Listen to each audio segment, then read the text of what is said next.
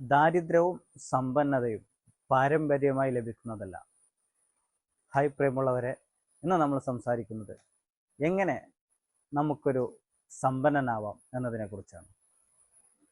യഥാർത്ഥത്തിൽ ദാരിദ്ര്യം എന്നുള്ളത് നമ്മുടെ മനസ്സിൻ്റെ ഒരു ദൗർബല്യമാണ്. സമ്പന്നത എന്നുള്ളത് മനസ്സിൻ്റെ ഒരു സൗഭാഗ്യവുമാണ്. നമ്മൾ ദരിദ്രനാണെന്ന് പറയുന്നതും സമ്പന്നനാണെന്ന് പറയുന്നതും കേവലം സാമ്പത്തിക പ്രാപ്തിക്കനുസരിച്ചല്ല, മറിച്ച് നമ്മുടെ മനസ്സിൻ്റെ വിശാലതയും ഇടുക്കവും തമ്മിലുള്ള ഒരു പരസ്പര ബന്ധത്തെക്കുറിച്ചാണ് സമ്പന്നതയും ദാരിദ്ര്യവും എന്ന് പറയുന്നത്. നമ്മൾ വിചാരിച്ചാൽ നമുക്ക് സമ്പന്നനുമാവാം. നമ്മൾ വിചാരിച്ചില്ലെങ്കിൽ നമുക്ക് ഈ ഭൂമി ലോകത്ത് ദരിദ്രരുമായിട്ട് ജീവിക്കാം. കേവലം ഒരു വഴി മാത്രം സ്വീകരിച്ചാൽ, ഈ പറയാൻ പോകുന്ന ഒറ്റ വഴി നമ്മൾ സ്വീകരിക്കുകയാണെങ്കിൽ തീർച്ചയായിട്ടും നമുക്ക് ഈ ഭൂമി ലോകത്ത് അതിനുശേഷമുള്ള ജീവിതത്തിലും സമ്പന്നനായിട്ട് ജീവിക്കാൻ സാധിക്കും.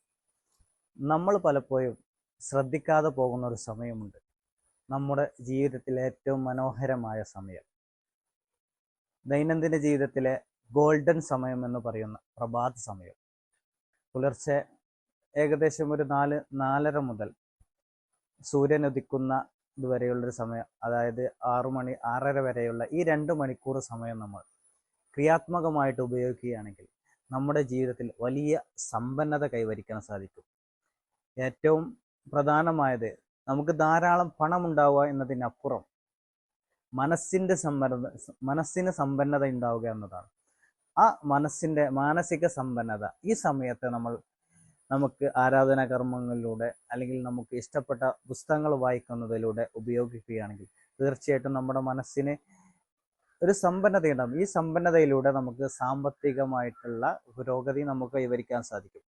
അതുകൊണ്ട് നമ്മുടെ ജീവിതത്തിലെ ഈ പ്രധാനപ്പെട്ട സമയത്തെ വെറുതെ ഉറങ്ങി സമയം കളയാതെ, അല്ലെങ്കിൽ സോഷ്യൽ മീഡിയയിൽ രാവിലെ എണീറ്റിട്ട് നേരെ സോഷ്യൽ മീഡിയ എടുത്ത് സ്ക്രോൾ ചെയ്ത് സമയം കളയാതെ വളരെ ക്രിയാത്മകമായിട്ട് നമ്മൾ ഉപയോഗിക്കേണ്ടതുണ്ട്. അങ്ങനെ ഉപയോഗിക്കുമ്പോഴാണ് നമ്മുടെ ജീവിതത്തിൽ നമുക്ക് മാനസിക സമ്പന്നതയും ഒപ്പം സാമ്പത്തികമായിട്ടുള്ളൊരു അഭിവൃദ്ധിയും ഉണ്ടാകുന്നത്. അതിനാൽ നമ്മൾ ഈ സമയത്തെ നമുക്കെല്ലാവർക്കും ഈ സമയം വളരെ ക്രിയാത്മകമായിട്ട് പ്രയോജനപ്രദമായ രീതിയിൽ ഉപയോഗിക്കാൻ സാധിക്കട്ടെ എന്നുകൂടി ആശംസിക്കുന്നു.